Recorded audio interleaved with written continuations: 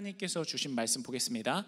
오늘 하나님께서 주신 말씀 있는데요, 열왕기상 17장 22절부터 보도록 하겠습니다. 열왕기상 17장 22절에서 24절 보도록 하겠습니다. 구약 546면 전후에 있습니다. 열왕기상 17장 22절에서 24절 말씀 제가 봉독하겠습니다. 여호와께서 엘리야의 소리를 들으심으로 그 아이의 혼이 몸으로 돌아오고 살아난지라. 엘리야가 그 아이를 안고 다락방에서 방으로 내려가서 그의 어머니에게 주며 이르되, 보라, 네 아들이 살아났느니라. 여인이 엘리야에게 이르되, 내가 이제야 당신은 하나님의 사람이시요 당신의 입에 있는 여호와의 말씀이 진실한 줄 아노라 하니라. 아멘. 거룩하신 하나님의 말씀입니다. 여러분, 명품 다 아시죠? 여러 가지 명품들이 있는데, 명품, 여러분에게 질문 하나 하면서 시작하려고 해요. 여러분, 명품은 왜 비쌀까요? 명품은 왜 비쌀까? 안 가져봐서 잘 모르겠어요. 비싸대요. 자, 그래서 어느 날은 이런 광고를 본 적이 있어요. 어떤 유명한 명품하고 재료도 똑같고 공정 작업도 똑같대요. 그런데 가격은 반의 반이래요. 그러면은 사람들이 이제 그것만 많이 살 것 같죠. 근데 여전히 사람들은 명품을 선호해요. 브랜드 네임이 있기 때문이기도 하지만 따라잡을 수 없는 어떤 차이가 있기 때문에 그렇습니다. 그 차이는 무엇이냐면요, 마감의 차이예요. 어떤 커다란 뭔가가 차이가 있는 게 아니에요. 마감의 차이. 그 디테일한 것이 명품을 명품답게 만든다고 합니다. 제가 이야기를 들어보니까요, 어떤 가방은요 제품마다 다 스티치 개수가 똑같대요. 바늘이 20바늘 찍혔으면 모든 제품이 20바늘이 찍혀 있대요. 한 바늘이라도 더 찍혀 있거나 덜 찍혀 있으면 그것은 불량품이라고 하네요. 어쨌든 이렇게 명품은 굉장히 심혈을 기울여서 마감을 합니다. 그래서 완성도를 높이는 거죠. 하나님께서도 우리를 창조하실 때 이렇게 완전하게 창조하셨어요. 완전 무결하게 창조하셨습니다. 그 근거는 무엇이냐면 하나님의 형상대로 우리를 지으셨다는 거예요. 우린 사람인데 하나님이 하나님의 형상처럼 우리를 지으셨대요. 이것은 말로 표현할 수 없는 은혜입니다. 그렇게 우리를 하나님께서 공들여 만들어 주셨는데, 문제는 뭐냐면 사람의 죄악이에요. 사람의 죄가 완전 무결한 하나님의 형상을 왜곡시킵니다. 어그러뜨립니다. 손상시킵니다. 그래서 우리는 하나님의 영광에 도달할 수 없는 그런 존재가 되고 말았습니다. 여러분, 도자기 명장들을 보면요, 도자기가 구워 나올 때 한 손에 뭘 들고 있죠? 망치를 들고 있어요. 그래서 조금이라도 우그러지거나 조금 색깔이 내가 원하는 색깔이 나오지 않으면 가차없이 깨트려 버려요. 나를 줬으면 참 좋겠는데 가차없이 깨트려 버립니다. 너무 아까운 것 같아요. 왜 그랬을까요? 한번 우그러진 도자기, 한번 빛이 바랜 거는 돌이킬 수 없기 때문이에요. 그래서 폐기하는 겁니다. 그런데 여러분, 하나님께서는요 우리를 절대 포기하지 않으세요. 우리의 영혼, 우리 마음, 우리 육체, 그 밖에 우리의 모든 것, 얼마나 찌그러지고 얼마나 상처 입고 얼마나 가망 없어 보일지라도 하나님은 우리를 포기하지 않으세요. 폐기하지 않으시고 하나님께서는 회복시키기를 원하십니다. 그리고 회복시킬 능력도 있으세요. 그분이 바로 우리 하나님입니다. 오늘 말씀을 통해 바로 그것을 살펴볼 거예요. 우리의 모든 것들을 하나님께서 그 손을 들어 만져주시사 다 회복시켜 주시는 것. 내가 이제야 진실한 줄 알겠습니다. 하나님을 고백할 수밖에 없도록, 우리를 그리스도인의 완전에 이루도록 영적인 마감의 손길을 우리 가운데 펼쳐주시는 하나님. 찌그러진 곳이 있으면 완전히 펴주시고, 마음에 상처받은 골짜기가 있다면 하나님의 사랑을 쏟아부어서 평평하게 하시고, 우리 마음 가운데 어떠한 패인 부분이 있다면 하나님의 손때를 가득 묻혀주셔서 회복시켜 주시는 것. 그 하나님의 영적인 마감의 손길의 은혜를 오늘 우리가 경험하기 원합니다. 그래서 하나님을 믿되 진짜로 믿고, 하나님을 사랑하되 진짜 사랑하고, 하나님을 의지하되 진짜로 의지할 수 있게 되는 우리 모두가 될 수 있기를 주님의 이름으로 축복합니다. 오늘 말씀은 저번 설교와 연결이 되어 엘리야와 사르밧 과부의 이야기를 계속 이어나가도록 하겠습니다. 하나님께서 어느 날 엘리야를 부르세요. 그리고 엘리야를 사르밧이라는 동네에 있는 한 여인에게로 보냅니다. 그 여인은 남편을 잃은 여인이었고요, 또 어린아이가 있었는데 그 어린아이와 함께 굶어 죽어가고 있는 여인이었어요. 그런데 엘리야를 그쪽으로 보내시면서 우리 생각에는 하나님께서 떡을 주시려고 그러시는구나 생각하기 쉽죠. 그런데 하나님께서는 엘리야를 보내셔서 떡을 내놓으라고 하십니다. 떡을 먼저 주시는 것이 아니라 떡을 만들어서 내게로 갖고 오라 하십니다. 그런데 이 여인에게 있는 거라고는 한 움큼의 밀가루밖에 없었어요. 한 줌의 밀가루. 그래서 아끼고 정말 이것만큼은 먹는 일이 없었으면 좋겠다. 그 밀가루를 최후에는 엄마의 눈물로 반죽을 해서 내 사랑하는 아이에게 입속에 작은 즐거움을 주고 생을 마감하려고 했어요. 근데 그걸 갖고 오라고 하시는 겁니다. 비합리적으로 보여요. 하나님께서 말도 안 되는 요구를 하시는 것 같아요. 너무 큰 거를 나한테 요구하시는 것 같아요. 그런데 여러분, 그녀의 인생의 물결에 하나님께서 이렇게 커다란 돌멩이를 던지심을 통해 다시 생명의 파동이 일어나기 시작합니다. 미래와 희망을 잃어버렸었는데 다시 되찾게 돼요. 하나님께서 주시는 회복을 경험하게 됩니다. 그것이 우리의 인생 가운데 역사하시는 하나님의 손길인 줄로 믿습니다. 이렇게 이야기는 끝나는 것 같았어요.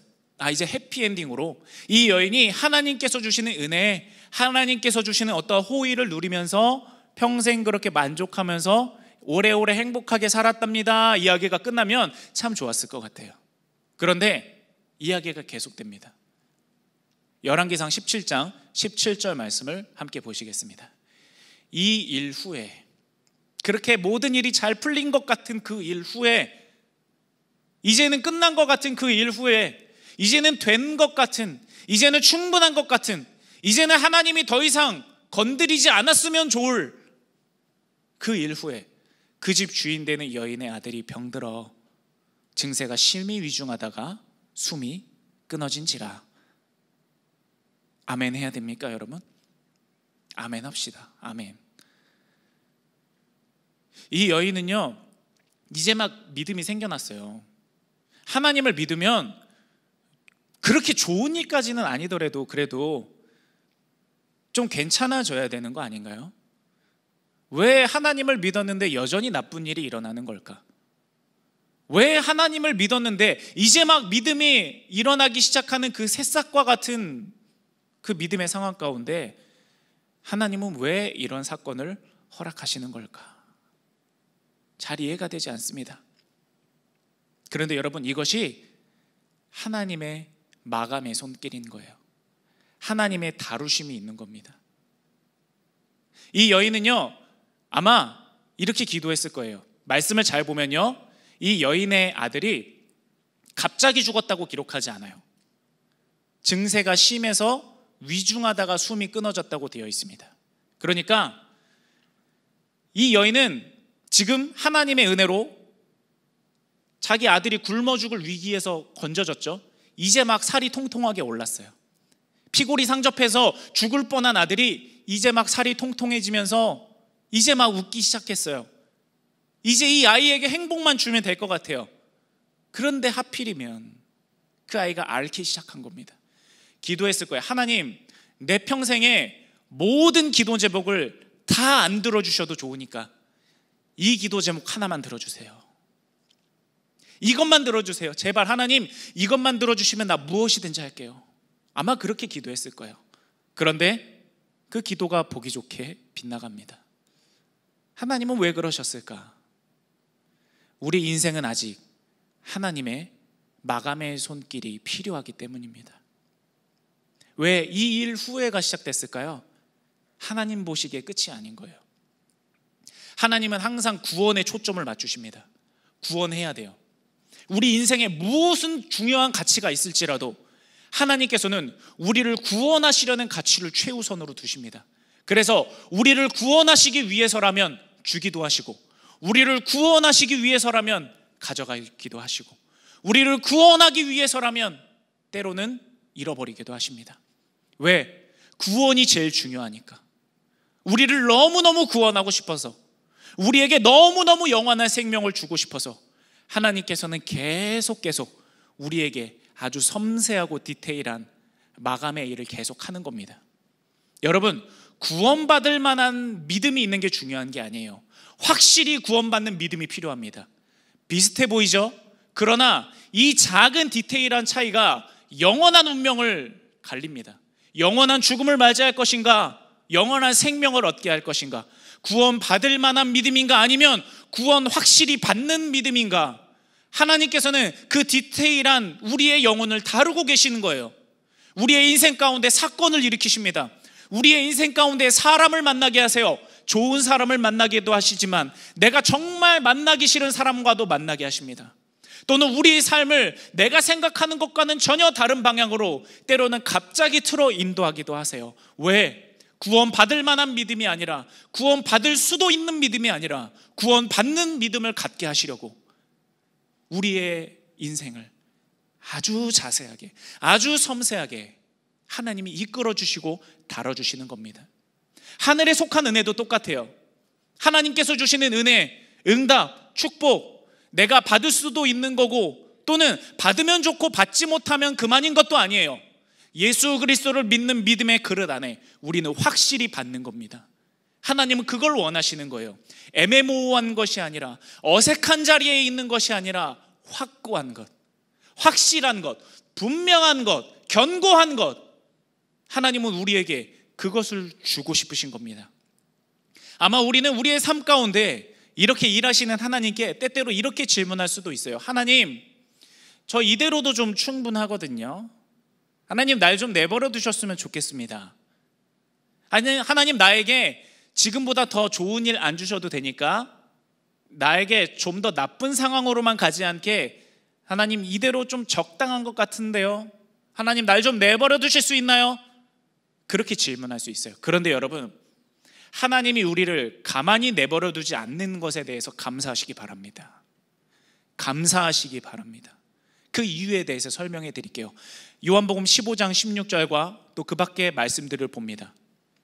너희가 나를 택한 것이 아니요 내가 너희를 택하여 세웠나니. 우리가 하나님께, 하나님, 나 이제 많은 죄를 지었는데 이제는 좀 돌이켜서 나 좀 구원을 받아야 될 것 같아요. 그러니까 하나님, 내가 믿음을 가지려고 하니까 날 좀 구원해 주세요.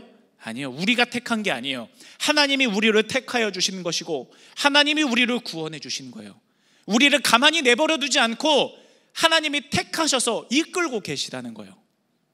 그 다음 말씀도 보십시오. 우리가 아직 죄인 되었을 때, 우리가 뭔가를 굉장히 잘하고 하나님의 마음을 감동시켰기 때문에 예수님이 오신 게 아니에요. 여러분, 우리가 언제 예수님 보고 와달라고 했습니까? 언제 우리가 예수님한테 십자가에 달려달라고 부탁했어요? 아니요. 우리가 요청하기도 전에 주님은 오셨고, 죄된 인간은 예수 그리스도의 십자가를 생각조차 하지 못하는데 하나님께서 그냥 먼저 오셔서 십자가에 죽으셔서 구원을 완성해 놓으신 것입니다. 우리가 죄인 됐을 때, 구원받을 만한 자격이 단 하나도 없을 때 우리를 가만히 내버려 두지 않으시고 우리를 위하여 죽으심으로 우리에 대한 하나님의 사랑을 확실히 증거해 주시는 거예요. 누구도 이 일을 제기할 수 없게 확실하게 못 박아 주신 겁니다. 또 보세요. 너희는 그 은혜에 의하여 믿음으로 말미암아 구원을 받은 겁니다. 우리에게서 난 것이 아니에요. 하나님께로부터 주어지는 선물이에요. 그냥 하나님께서 우리의 인생 가운데 사건을 일으키세요. 그래서 우리의 손을 강제로 펴시는 거예요. 꽉 움켜쥐고 있는, 하나님 앞에 고집을 부리고 있는 우리의 손을 하나님이 펴게 하십니다. 하나님 앞에 항복하게 하세요. 그 다음에 이 손 가운데 하나님의 구원을 쥐어주시는 거예요. 이거를 가져가.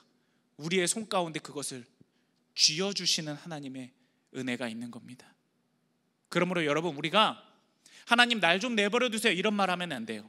하나님, 날 절대 내버려 두시면 안 돼요. 하나님, 날 하나님 마음대로 하셔야 돼요. 하나님 나를 마음껏 다뤄주셔야 돼요. 하나님께서 하고 싶은 대로 나에게 전부 다 하셔야 돼요. 그 기도의 제목이 우리 가운데 넘쳐날 수 있게 되기를 소원합니다. 자, 이렇게 이 여인은요, 하나님을 향해 이러한 은혜를 깨닫지 못했어요. 구원의 관점, 하나님의 시야와 하나님의 노선과 구원으로 향하는 그것과 내 것이 일치하면 하나님의 인도하심이 굉장히 감사해요. 감사함으로 받지 못할 게 없게 되거든요. 그런데 내 시야와 내 노선이 하나님과 일치하지 않으면 나를 다루는 하나님의 손길이 괴로워요. 힘들어요. 그것이. 이 여인은 지금 그런 상태에 있는 겁니다. 그래서 이 여인은 하나님을 향한 원망, 하나님을 향한 의문, 의구심, 정말 하나님은 어떤 분이신가, 그것에 잠겨버렸어요. 그런데 여러분, 바로 그때 하나님의 사람 엘리야가 하나님의 사람다운 일을 해요. 그것은 뭐냐면 이 여인을 위해 하나님 앞에 간절히 기도하는 것입니다. 그 성경의 내용을 제가 말씀드릴게요. 이 여인이 막 엘리야에게 말하는 거예요. 도대체 하나님 왜 그러는 거야? 설명해봐요. 도대체 하나님 왜 그러는 거야? 당신 하나님의 사람이잖아요. 어서 얘기해봐요. 어서 날 납득시켜봐요. 합당한 이유를 대봐요. 그러는 거예요. 그런데 엘리야는요, 여인을 꾸짖지 않습니다. 아니, 어떻게 그렇게 상황에 따라 믿음이 변할 수 있습니까? 그러지 않고요, 아무 말 하지 않아요. 그냥 묵묵히 그 여인을 바라보고 그 여인의 품에 있는 어린 아들을 넘겨봤습니다. 이것으로 봐서 그 아이가 굉장히 어렸다는 것을 알 수 있어요. 품으로 안아들어서 자기가 기거하던 방으로 올라갑니다. 그리고 그 자기가 눕던 침대에 그 시신이 된 아이를 눕혀요. 여러분, 내 새끼를 눕히는 게 아니에요. 남남이에요. 그냥 남남의 시신을 내 침대에 누이는 거예요. 그리고 어떻게 기도하냐면 그 시체에 자기의 몸을 포개요. 왜 포개는 걸까? 하나님, 내 심장이 뛰는 것처럼 이 아이의 심장도 뛰게 해주세요. 하나님, 내 호흡이 지금 내쉬어지는 것처럼 이 아이의 호흡도 하나님 되찾아 주세요. 자기가 하나님 앞에 간절히 기도하면서 영적으로 투사하는 거예요. 영적인 투영을 하는 겁니다. 하나님, 이 심장 소리가 아이의 심장 소리가 되게 해주세요. 이 호흡이 아이의 호흡이 되게 해주세요. 3번이나 그렇게 포개어 엎드리면서 간절히 기도합니다. 그랬을 때 여러분, 어떠한 일이 일어났느냐면 하나님께서 그 기도를 들어주십니다. 하나님께서 그 기도에 응답하여 주세요. 이 여인은 하나님을 향해 어떠한 모습을 보였다고요? 불평하는 모습, 원망하는 모습을 보였다고요. 그런데 하나님께서 은혜와 선으로 갚아주신 겁니다. 무엇을 통해? 기도를 통해. 이 여인의 마음 상태를 한번 볼게요. 열왕기상 17장 18절에 이 여인은 엘리야에게 이렇게 따져 물었습니다. 여인이 엘리야에게 이르되 하나님의 사람이여, 당신이 나와 무슨 상관이 있습니까? 이제는 상관없다는 거예요. 하나님과 내가 이제 상관없다는 거예요. 왜? 상황이 나빠졌으니까. 상황이 좋아지면 하나님은 좋은 하나님이고, 상황이 나빠지면 역시 하나님은 변덕스러운 하나님이야. 상황에 따라 하나님을 해석하는 거예요. 그리고 이어지는 것 보십시오. 당신이 나에게 온 거는 내 죄를 생각나게 하시려고 온 겁니다. 이것은 무슨 뜻이냐? 내가 이만큼 죄를 지었기 때문에 하나님도 이만큼 나를 벌하시는 거잖아요. 내가 이만큼 잘하면 하나님은 요만큼 나에게 축복을 해주시는 거잖아요. 하나님의 셈법을 너무 모르는 거예요. 여러분, 개미가 엄청난 죄를 지었어요. 개미 수준에 있어서 정말 지구상에 있는 개미 중에 가장 악한 개미예요. 여러분, 그 개미가 무슨 죄를 지었는지 여러분 관심 있어요? 관심 없어요. 개미가 지은 죄니까, 개미라는 존재니까 관심이 없어요.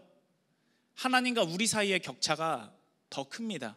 하나님은 우리 죄에 관심을 가져주시는 거예요. 우리를 징계해 주시는 거예요. 우리를 인도해 주시는 겁니다. 그게 얼마나 감사한 일인지 몰라요. 하나님의 셈법이 만약에 내가 요만큼 잘하면 그거에 걸맞게 요만큼 축복하고, 내가 요만큼 잘못하면 득달같이 오셔서 너 이만큼 잘못했으니까 요만큼 벌 받아. 하나님은 그런 하나님이 아니십니다. 그런 하나님이었다면 우리에게 예수님을 주지도 않으셨을 거예요. 그런데 이 여인은 눈앞에 닥친 상황 때문에 그 상황으로 하나님을 계속 해석하는 거예요. 내 아들 죽게 하려고 당신 온 거죠?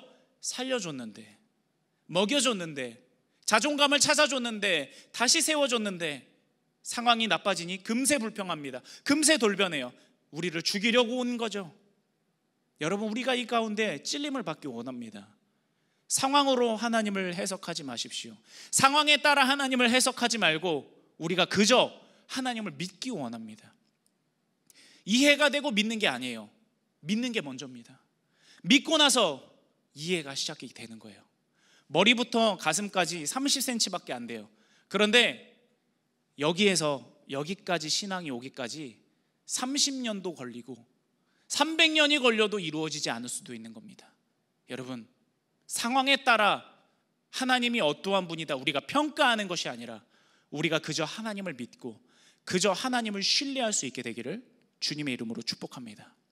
하나님께서는 이 여인이 이렇게 급변하였음에도 불구하고 하나님을 대적했음에도 불구하고 이 여인을 버리지 않으세요. 그리고 열왕기상 17장 22절 이하에 보면 엘리야의 기도를 들어주시고 이 여인에게 은혜를 베푸셨다고 기록하고 있습니다. 여호와께서 엘리야의 소리를 들으심으로 그 중보 기도를 들으심으로 마치 내일처럼, 아니 내일보다 더 간절히 그 아이를 위해서 사랑하는 마음으로 몸을 포기해 가면서까지 기도하는 그 중보 기도의 마음을 보시고 하나님께서 이 여인의 아들을 살려주시는 것입니다. 물론 하나님께서 원래는 안 되는 일인데 기도했으니까 내가 들어줄게 이런 건 아니에요. 하나님은 원래 살리실 계획이 있었기 때문에 엘리야를 보내서 기도하게 하시는 거겠죠. 그런데 중요한 것은 무엇이냐면 여러분, 만약에 이 아이가 살아나지 않았을지라도 이 일은 은혜롭게 결말지어졌을 거라는 겁니다. 우리 그리스도인들은요, 과정으로만 말하지 않아요. 결과로도 같이 말합니다. 보라, 봐, 당당하잖아요. 자신감 있잖아요. 아들이 살아났노라. 우리 그리스도인 가운데 기도를 통해 하나님을 의지함을 통해 이러한 당당한 고백이 일어날 수 있기를 원합니다. 이 말씀을 보면서 하나님께서 저에게 한 마음을 주셨어요. 너도 엘리야처럼 기도하기를 멈추지 말아라. 청년들을 위해 중보해 주어라. 그런 마음을 주셔서 제가 하나님 앞에 너무 감사했습니다. 여러분, 그리고 이 기도의 사명은 저에게만 있는 걸까요? 아니요. 여러분에게도 그 기도의 사명이 주어지고 있습니다. 여러분도 중보 기도자가 되어야 돼요. 그래서 우리의 기도를 통해 하나님을 영광스럽게 하고 사람과 그 영혼을 살리는 일이 우리 가운데 넘쳐나야 되는 것입니다. 여러분의 가정을 위해 기도하십시오. 여러분, 왜 가정을 위해 기도 안 하십니까? 여러분, 왜 부모님을 위해 기도 안 하십니까? 부모님이 밉다고 기도 안 해도 되는 겁니까? 아니에요. 부모님이 미울수록 기도해야 됩니다. 부모님이 실수했다고 할수록 여러분 더 부모님을 위해 기도해야 되는 거예요. 형제자매와 싸웠다고 해서 왜 기도하지 않습니까? 형제자매를 위해 기도하십시오. 여러분의 생업을 위해 기도하십시오. 공동체를 위해 기도하십시오. 아픈 사람들, 상처받은 이들, 또 우리 한국교회와 선교사님들과 또 우리 꿈의 교회와 젊은이 교회와 얼마나 기도할 것이 많습니까? 여러분의 사명입니다. 우리 같이 중보 기도하기 원합니다. 하나님께서는 여러분의 그 기도를 원하시고 그 기도를 쓰기를 원하십니다. 그리고 이렇게 놀라운 기도의 일들이 계속 일어나고 이 여인은 드디어 하나님 앞에 고백할 수 있게 됩니다. 열왕기상 17장 24절의 말씀입니다. 여인이 엘리야에게 이르되 내가 이제야 알겠습니다. 이제야 당신은 하나님의 사람이시군요. 이제야 당신 입에 있는 여호와의 말씀이 진실한 줄을 내가 이제야 알겠습니다. 하나님께서 다뤄주시는 거예요. 하나님께서 만들어가 주시는 겁니다. 이 은혜의 돌보심이, 이 은혜의 손길이 여러분 가운데 오늘 이 시간 풍성하게 넘쳐나게 되기를 여러분 진심으로 간절히 소원합니다. 하나님께서 여러분의 삶 가운데요 많은 일들을 일으키시죠. 하나님께서 많은 돌멩이도 던지시고 많은 바위 덩어리도 여러분의 인생의 물결 가운데 풍덩 빠뜨리세요.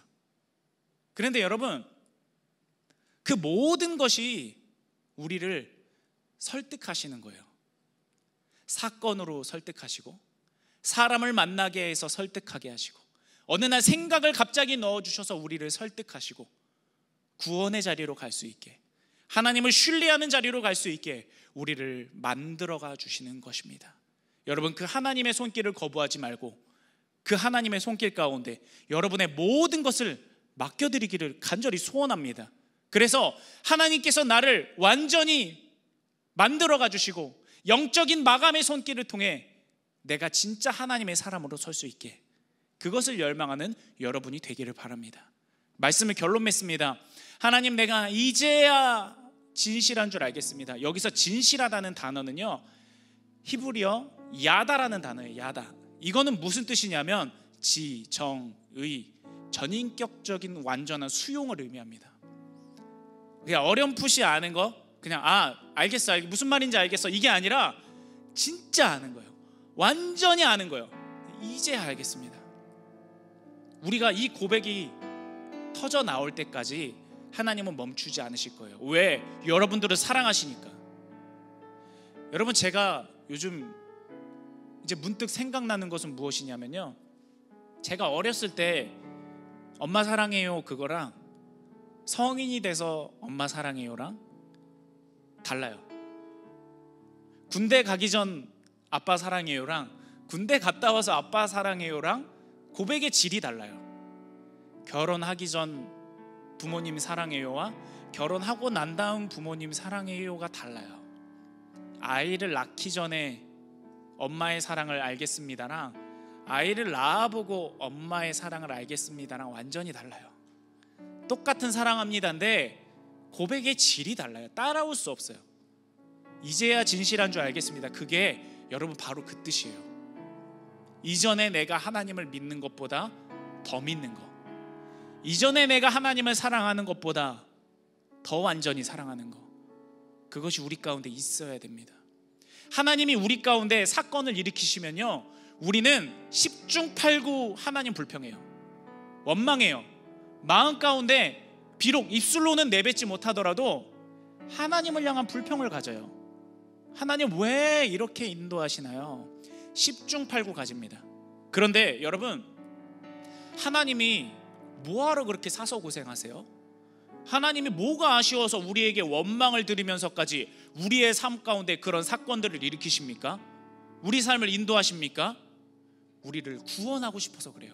우리를 진짜 복되게 하고 싶어서 그래요. 우리를 진짜 사랑하기 때문에 그런 거예요. 그래서 하나님께서는 고작 인생일 뿐인 우리를 위해서 열심을 내주십니다. 땀을 뻘뻘 흘리면서 우리를 위해 열심을 내어주시는 거예요. 그 하나님의 손길 가운데 여러분의 인생 전체를 맡겨드리기 바랍니다. 말씀 처음 시작하면서 제가 그런 얘기를 했죠. 명품에 대한 이야기를. 하나님께서는 예수 그리스도의 십자가라는 바늘과 예수님의 보혈이라는 실로 멀어진 하나님과 우리 사이를 한 땀 한 땀 이어 붙여주세요. 그것이 우리의 삶을 인도하시는 하나님의 마음입니다.